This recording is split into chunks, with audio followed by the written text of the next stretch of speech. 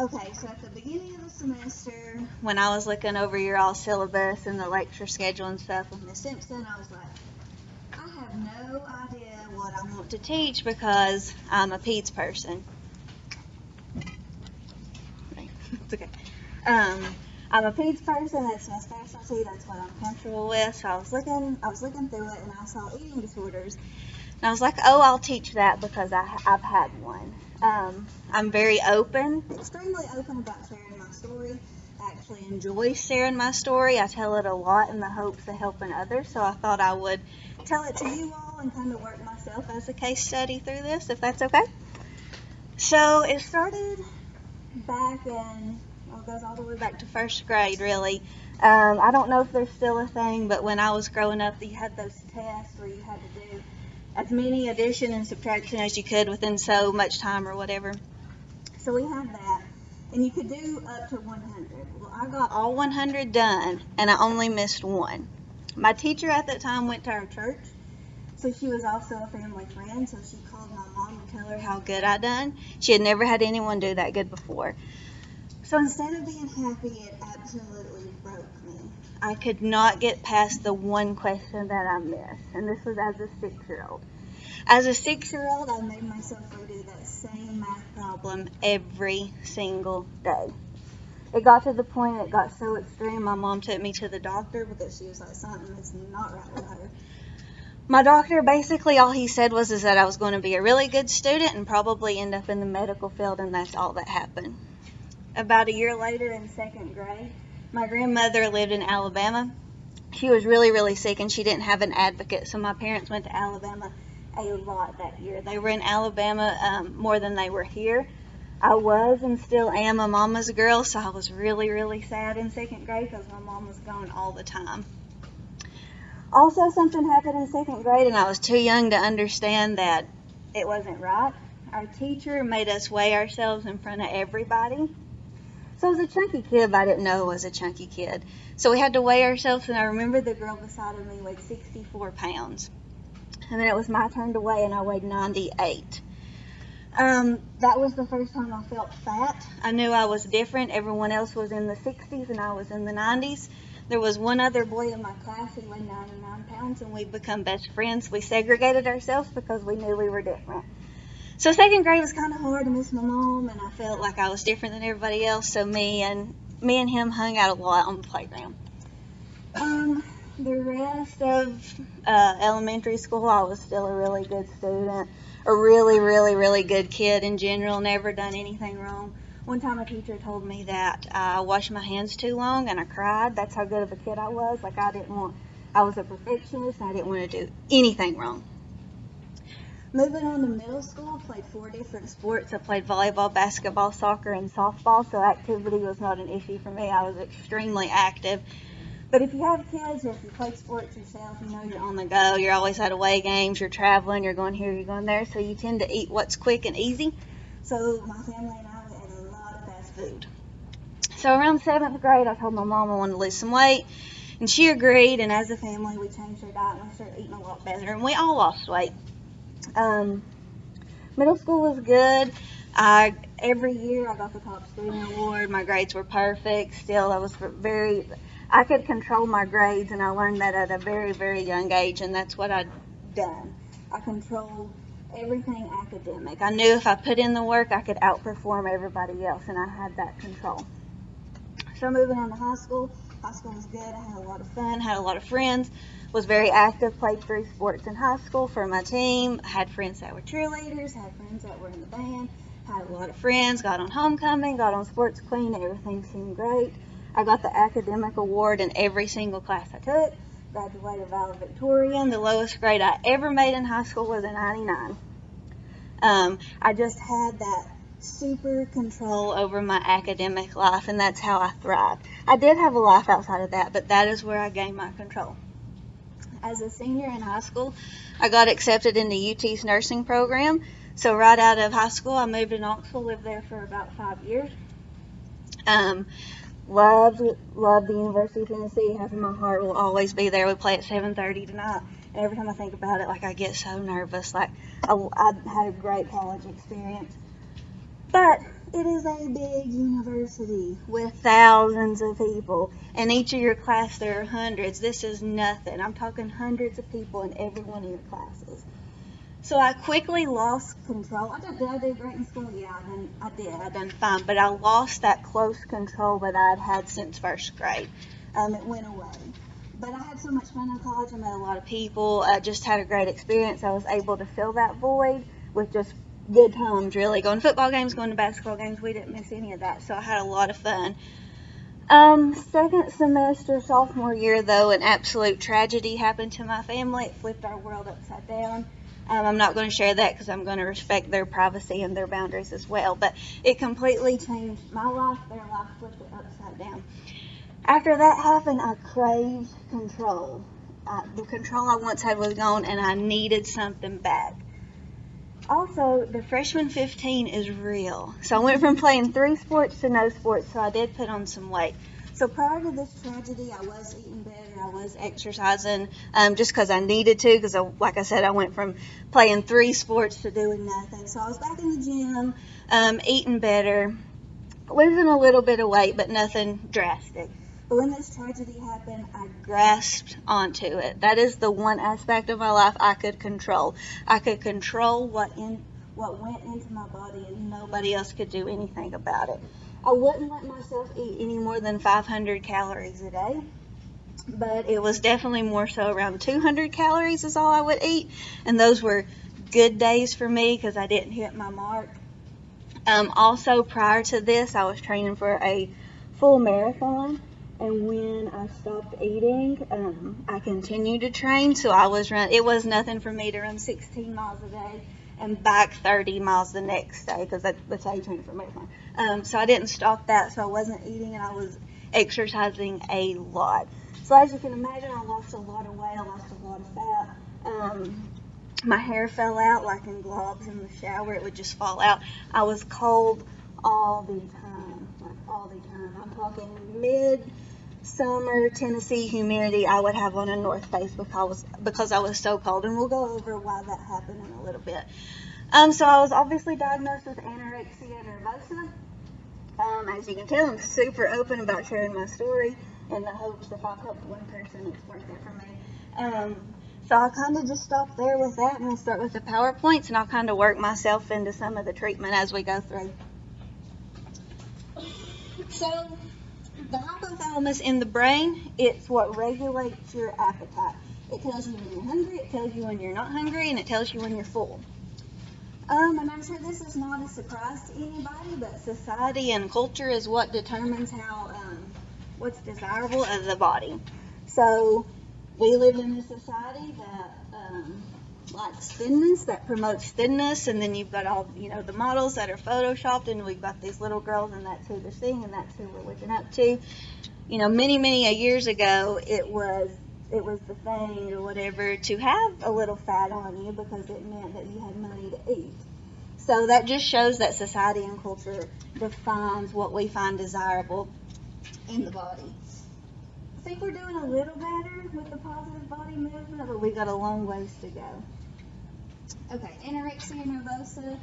It is approximately 1% of the United States population, and of course it is typically girls and women 12 to 30 years old, but it absolutely can happen in men. I've seen it, and they hide it really well.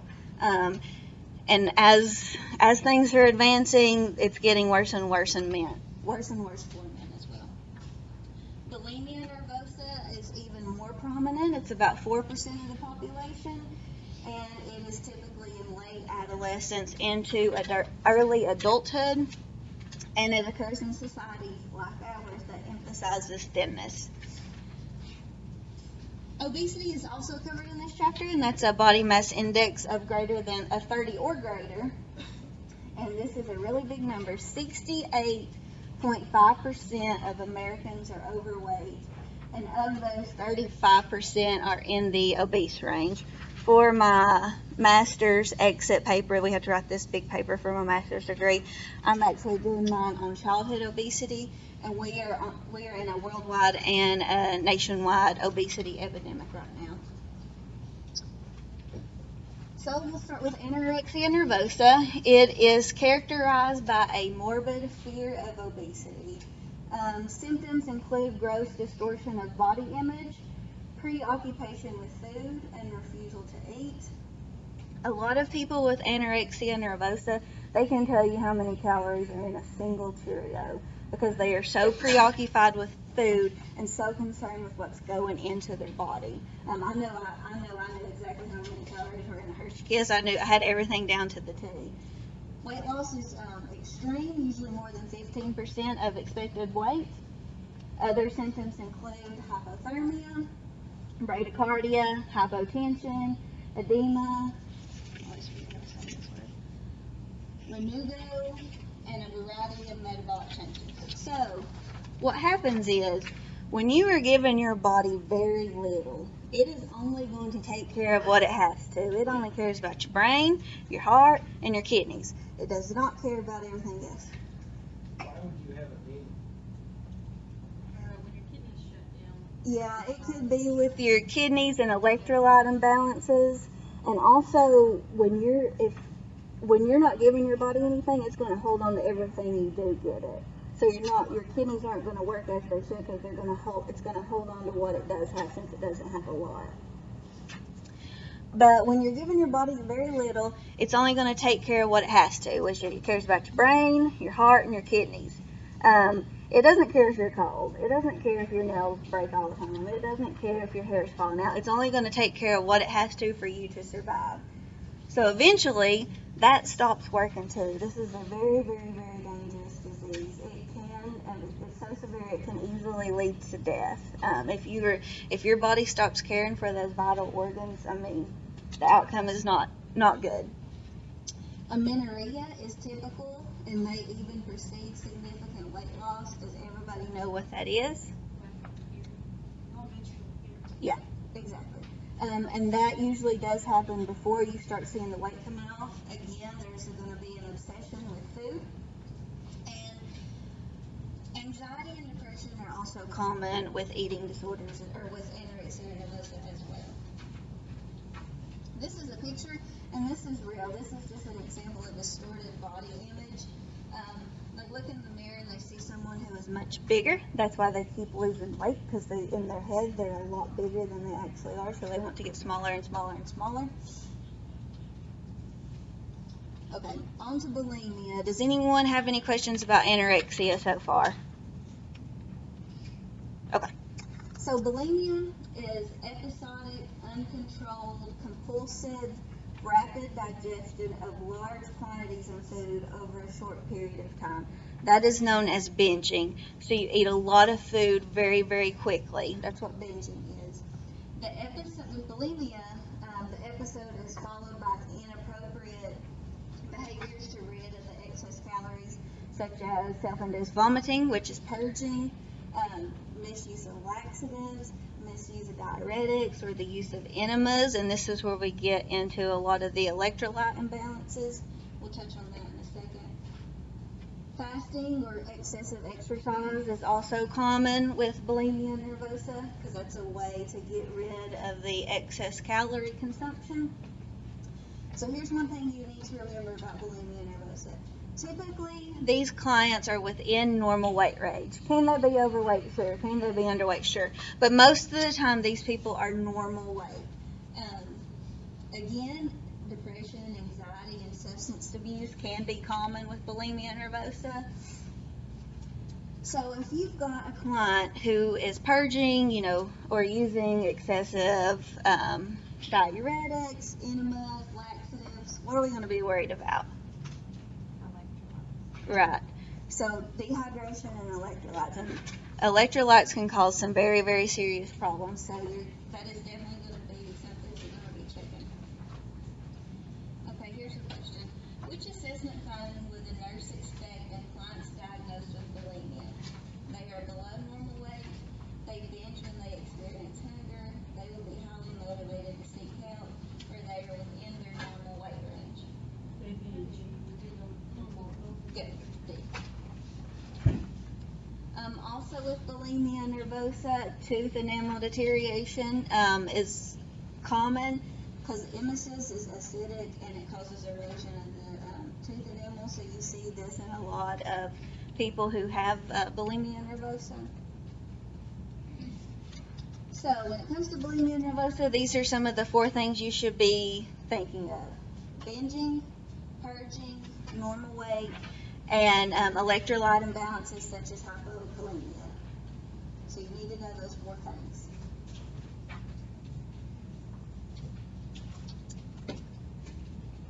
Okay, we're going to go over predisposing factors, but any questions before that? Okay.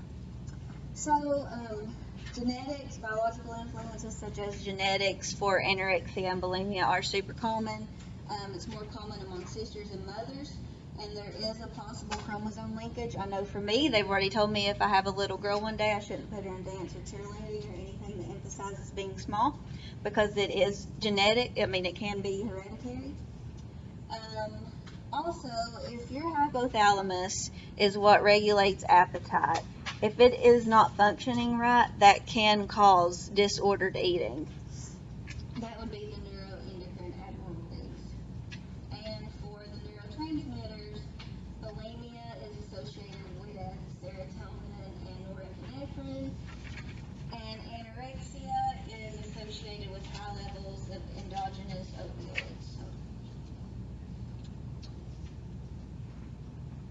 Psychodynamic influences. It suggests that eating disorders result from very early and profound disturbances in mother-infant interactions, which can cause delayed ego development and unfulfilled sense of separation and individuation. Okay, this is a biggie. Family influences, especially with anorexia, but we'll touch that in a second. So conflict avoidance, that's kind of like when, if the parents were in a conflict, they're going to focus on the sick child instead of helping resolving their own conflict, and that almost promotes the eating disorder because all the attention is on the kid. Power and control. So this, you'll hear me say this a lot for probably the rest of this lecture, but control is just such a biggie. So if power and control may become the overriding elements within the family, this can be caused by parents, wanting perfection. In my case, my parents were the opposite. They did not push me at all. My mom wanted me to make a B, but I put that pressure on myself. But you do see that a lot, that parents want their kids to be perfect. You see that a lot in eating disorders. And the child will often, because of this, they seek love and support and recognition. And they feel a loss of control. So because of this control, they gain it through disordered eating. Does that make sense? Okay, we'll talk about obesity for a second. Again, BMI of 30 is considered obese. You all know this, it increases morbidity and mortality, heart disease, hypertension, stroke, diabetes. It can increase the risk for several chronic diseases. Family influences. So when you think of obesity, the eating disorder you're going to think of is called binge eating. So DSM-5 identifies binge eating disorder as an eating disorder that can lead to obesity. So just like bulimia, binge eaters consume a large amount of food. But the difference is, and you need to know the difference, the big difference is these individuals do not engage in behaviors to get rid of the excess calories. So if they're not getting rid of the excess calories and they're ingesting a large amount of food, they're going to gain weight. So this is the eating disorder that is associated with obesity. And the diagnostic criteria for binge eating disorder is a sense of lack of control, eating more rapidly than normal, and feeling guilty after overeating. I have a really close friend who has struggled with binge eating, and I know that she feels really guilty after she has an episode of binging. So for obesity, again, genetics plays a factor. If a child's parents are both obese, there's about an 80% chance that they're going to be obese as well. There's also some studies that show that twins are more likely to be obese. And then other factors, again, if your hypothalamus has lesions on it, or if it's dysfunctioning somehow, it can mess with your appetite. Hypothyroidism, decreased insulin production, and increased cortisol production. And then, of course, you got the lifestyle factors of living a sedentary lifestyle and eating too many calories. So there's several nursing diagnoses for eating disorders. Of course, you're going to have imbalanced nutrition, less than the body requires. That can be related to, if it was anorexia, so refusal to eat. You can also have imbalanced nutrition more than the body requires, and that would be related to compulsive eating, and that would go with binge eating disorder. Deficient fluid volume, and that could be related to purging, laxative abuse, ineffective denial, and that is often related to a lack of control. Disturbed body image and low self-esteem, that can be related to dissatisfaction with the body or a dysfunctional family system. And then anxiety and feelings related to feeling helplessness or a lack of control. Okay, here's a question. A client is 5'8" and weighs 105 pounds. The client has been taking laxatives daily and self-induces vomiting after eating. Which is the priority nursing diagnosis for the client? Ineffective denial, disturbed body image, low self-esteem, or imbalanced nutrition less than the body requires. You're looking for the priority. Good. So all of them are probably true, but you're looking for the priority, and imbalanced nutrition can cause a whole lot of problems. Especially it says in the question that they were self-induced vomiting, so they're probably going to have some electrolyte imbalances. So outcomes, you want the client to achieve and maintain at least 80% of expected body weight, have normal lab values, normal vital signs, and verbalize the importance of adequate nutrition. Recovery of an eating disorder is not easy, which in mental health in general, recovery is not easy, but the thing is, for eating disorders, they're so hard to treat because there's not a simple solution. It's super complex. Some more outcomes, verbalizes knowledge regarding to the consequences of fluid loss. They are able to understand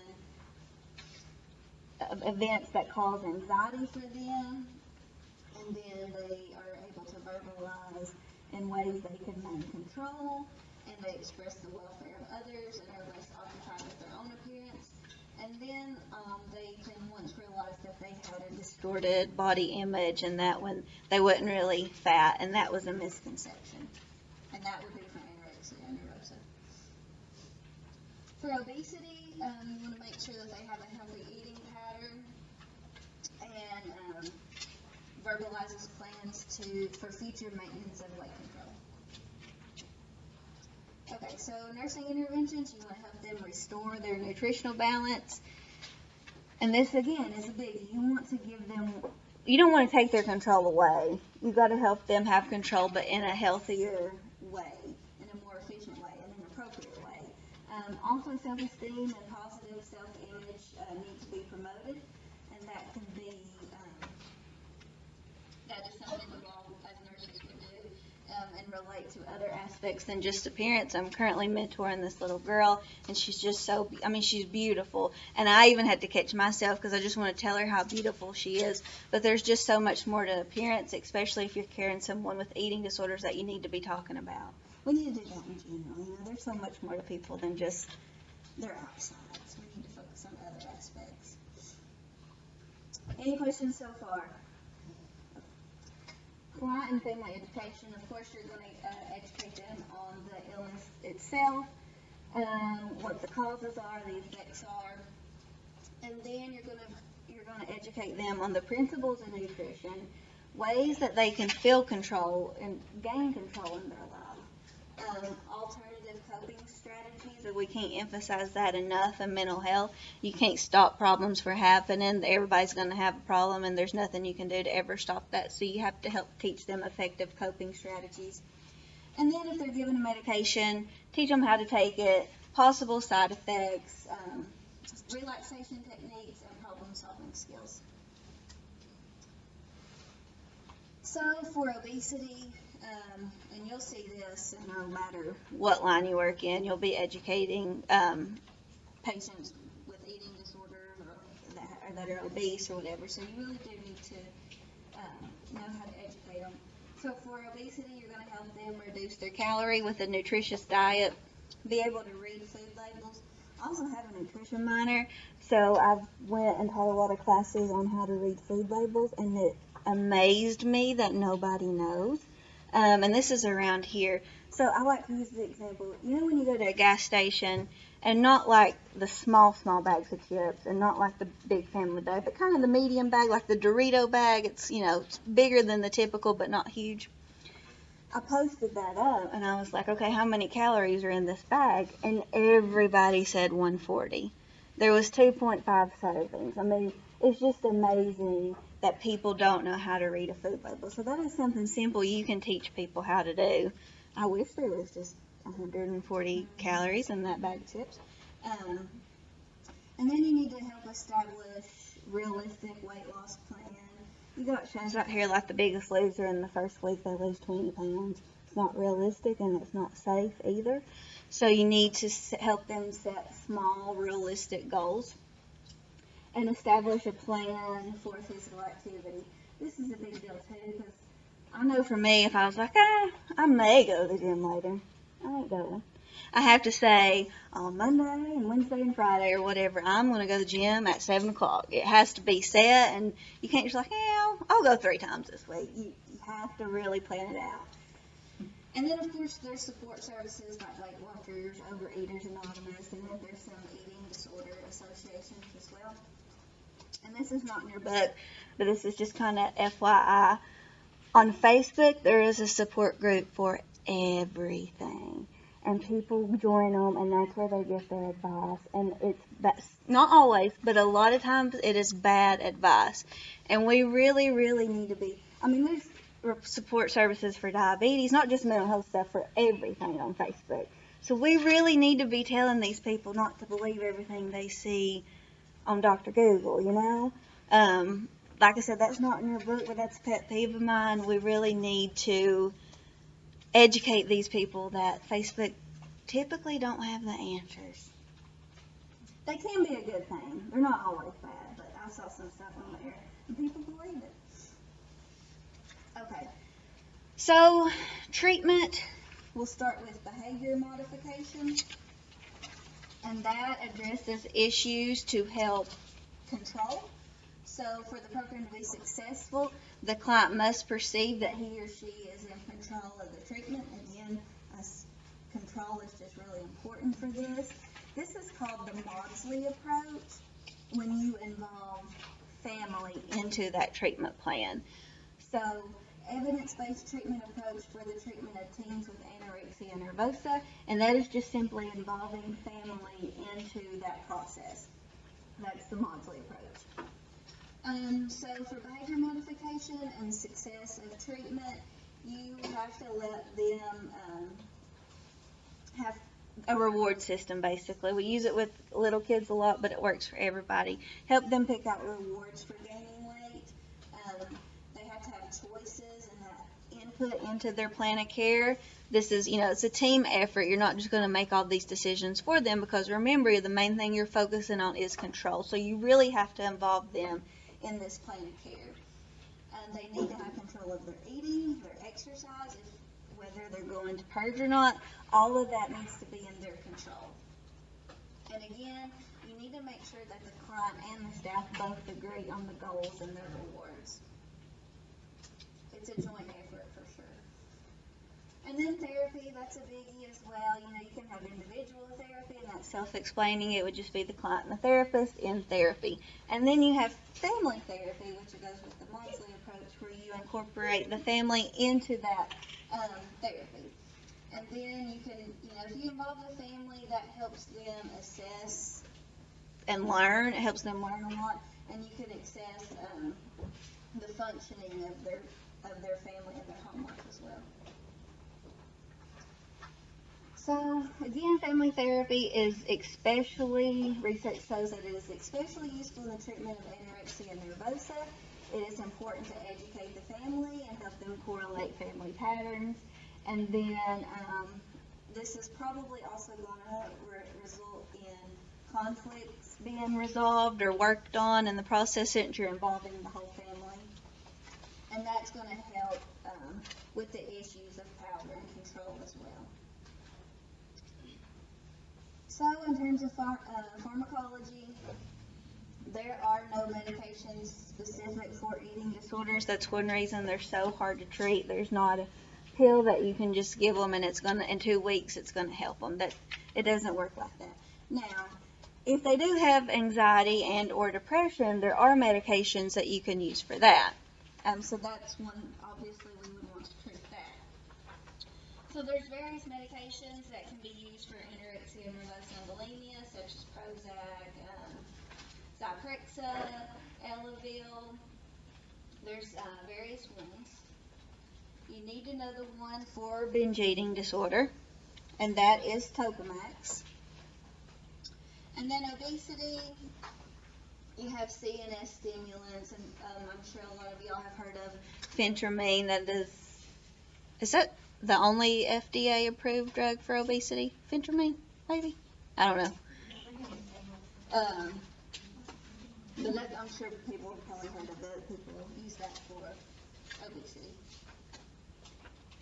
I love The Office. Nursing school, I don't hate it. I just don't like it at all when it's terrible. Okay, any questions? We'll go over your worksheet to make sure that you have the right ones checked here. So what do you think about, what would you put for depression? It can be more than one, by the way. It could be, the book associates it with anorexia nervosa and bulimia, but I mean, it could be obesity, but the book has the answer as those two that it's typically associated with. Amenorrhea. Good. Risk of diabetes. Erosion of tooth enamel. Preoccupation with food. Good. Self-induced vomiting. Good. Anorexia nervosa. They're the ones that are preoccupied with food, like I gave the example of knowing how many calories were like in a Cheerio. 4 was bulimia nervosa. You're welcome. Self-induced vomiting, did we do that one? Good. Fixed and oral stage of development. Good. Oh, that's obesity. So number 8, markedly underweight. Good. Weight is close to normal. And then markedly overweight. Good. Abuse of substances is not uncommon. That would be with bulimia. That's saying like abusing laxatives, diuretics, enemas. That's what that means. Okay, number 12 may be related to hypothyroidism. Good. May be related to issues of control. Good. Genetics may play a cause. That's all 3. Yeah. And then takes in enormous amounts of food without gaining weight.